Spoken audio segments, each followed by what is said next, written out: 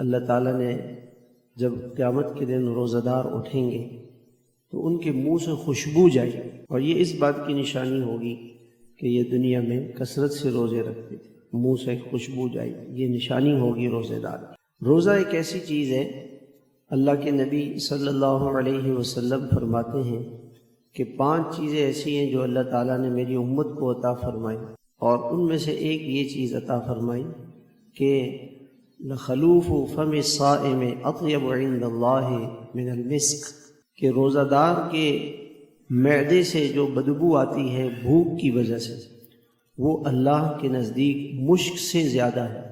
کیا مطلب ہے؟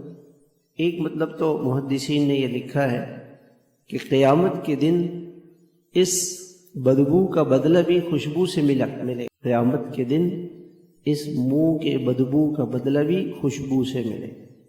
اللہ کتنے قدردان ہیں، بدبو کو خوشبو بنا کے دے دے۔ اللہ اکبر، کیا اللہ کی قدردانی ہے۔ اللہ اکبر، وکان اللہ شاکرا علیما۔ اللہ تعالیٰ نے جنت بیان کی اور فرمایا کہ اللہ بڑے قدردان ہے۔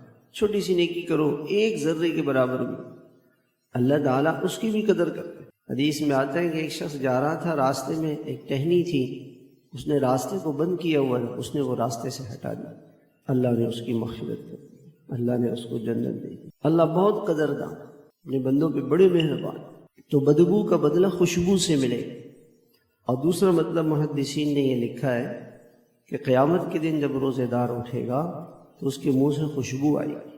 اور تیسرا مطلب یہ لکھا ہے کہ اللہ اکبر، کہ اللہ تعالیٰ کو روزہ دار کی جو منہ کی بدبو ہے اس پر بھی اللہ تعالیٰ کا قرب ملے گا۔ وہ اللہ کو اتنی پسند ہے کہ وہ اللہ کے بدبو، تو اس روزے دار کا روزہ اللہ کو کتنا محبوب ہوگا۔